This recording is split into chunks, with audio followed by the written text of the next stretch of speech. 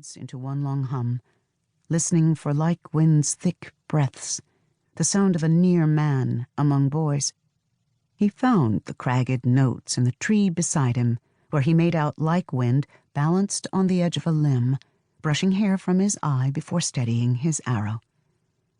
The boys below began moving about, the skins of their moccasins crunching through day-old snow, causing the ram to start.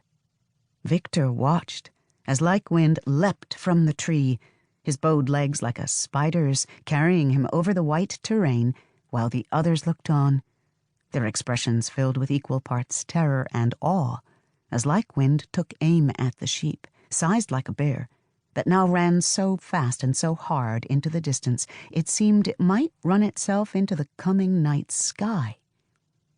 But then it was as if the ram had come upon a mighty boulder, for it stopped upon its cloven hooves inside a perfect circle of sunlight with rays so comely and brilliant that they shone on the milky fleece of the ram's rump, as though gifting the forbidden to like wind.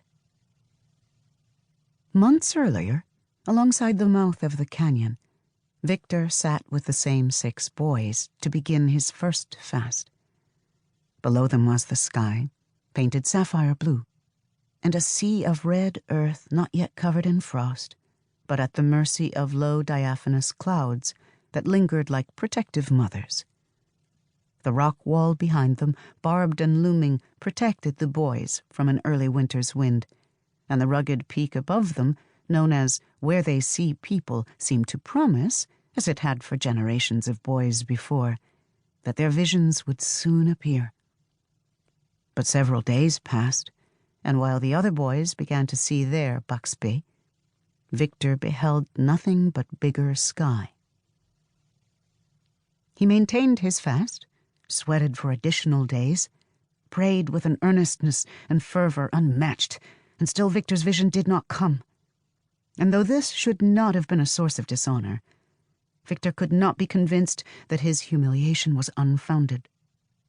Perhaps I had the vision but did not know. Father had laughed with disgrace in his throat, for the other men in the smoke lodge had looked upon them both with quick, sharp glances, reminding them, though it may not have been intended, that they were not absoluque by blood. Black-skinned. This was how Father described himself. Half black-skinned, half some unknown tribe, Edward Rose was a revered Apsaluke war chief who served also as a guide to foreigners. Men who thought themselves explorers, profiteers, compensated Father handsomely to push them beyond the expeditions of Meriwether Lewis and William Clark. And they did so because Edward Rose, though indeed black-skinned, had been with the clan most of his life and was nothing short of Apsaluke. Victor's mother's birthright could not be so easily explained. Rosa Rendon was of a far different people, a people she'd tried once or twice to explain to Victor in clipped phrases. Long before he'd understood, he'd need to know of them for his story to be spoken. For Victor, Ma's history began when Father brought her to live with the Apsaluke after losing his 3 wives in a horse raid. As it was told, Father's next intended had been chosen, a big-boned widow from a neighboring clan. But before their introduction, Father set off for a year-long expedition, and to the dismay of the clan's women, returned home with a strange woman, more black-skinned than he, who claimed she was born in the middle of a sea, on a land she called Trinidad.